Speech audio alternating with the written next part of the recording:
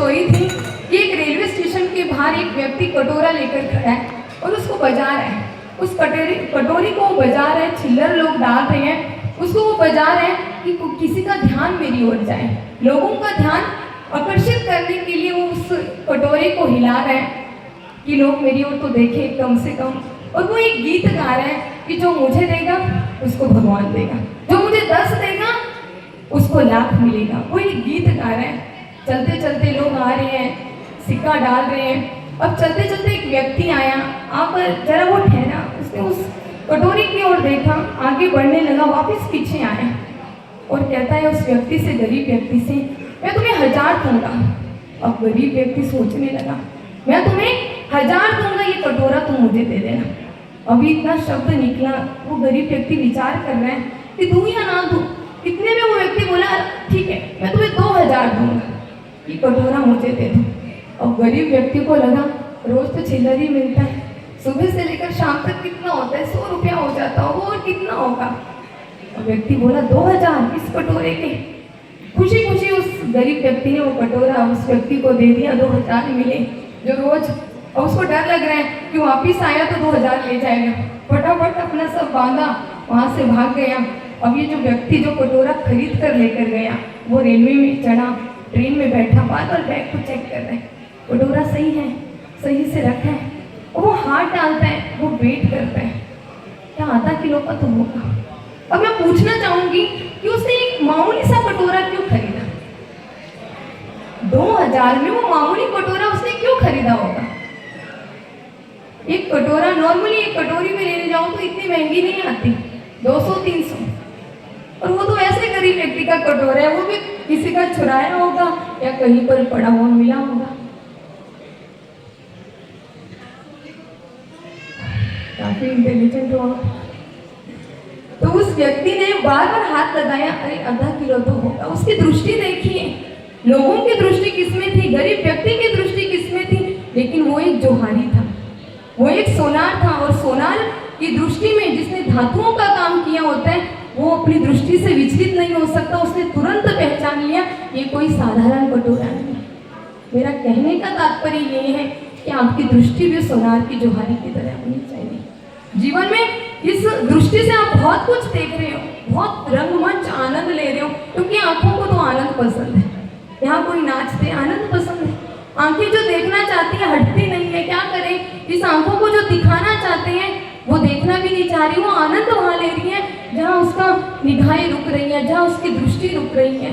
इस आंखों को इतना खूबसूरत बनाओ, अपनी देखने की दृष्टि को उस जोहारी की तरह बनाओ कि जीवन के अंदर आप क्या कर रहे हो, क्या करने जा रहे हो, या आने वाले जीवन में आप क्या करोगे, आपकी दृष्टि आपको बता दे। 4 लोगों में खड़े हो, आपका एक डिसीजन मायने रखता है। देखिए जीवन के अंदर हमारा हर एक डिसीजन मायने रखता है। आप अपने जीवन को दूसरों के जीवन से कंपेयर मत करो।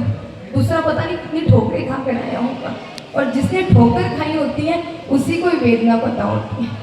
जिसने दुख सहा होता है उसी को उस दुख की वेदना पता होती है।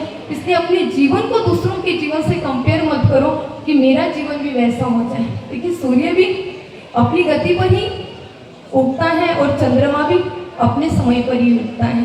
दोनों का अलग अलग समय होता है, लेकिन बखूबी वो अपना कार्य करते हैं।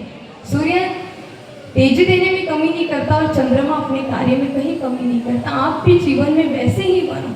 जिस ईश्वर ने आपको इतना कुछ दिया है, जिस परमपिता परमेश्वर ने देते हुए एक क्षण भर में विचार नहीं किया कि मैं इसे क्या देने जा रहा हूँ, अपने जीवन में भी परमपिता परमेश्वर का महत्व इतना बढ़ा दो कि भले मैं ये नहीं कहूँगी कि आप सांसारिक कार्य करना छोड़ दो, आप धन कमाना छोड़ दो, बहुत कमाओ, बहुत आनंद लो इस संसार का, लेकिन ये सारा आनंद लेते लेते लेते अपना क्रेडिट अवश्य ईश्वर को दो। उस परम पिता परमेश्वर को अपने हर एक कार्य का निमित्त बनाओ। हर जो भी कार्य आप संसार में करें, जैसे आज शादी का उत्सव था, बेटी की शादी, ये एक घर में शादी नहीं हो रही, मुझे लग रहा है घर घर में बेटी की शादी हो रही है। और माँ बाप से पूछना जो अपने अंश का एक टुकड़ा निकाल कर देते हैं। जिस बेटी को पैदा होने से ही लेकर उसको कोई कष्ट आए, कोई दुख आए, कोई संकट आए, पूछना माँ बाप से, उनकी जान निकल जाती है और वो लड़की जब 22 साल की हो जाती है पूरा तैयार करके वो किसी और को सौंप देते हैं। एक अपना दिल का टुकड़ा निकाल कर किसी और को देना ये कोई साधारण बात नहीं है।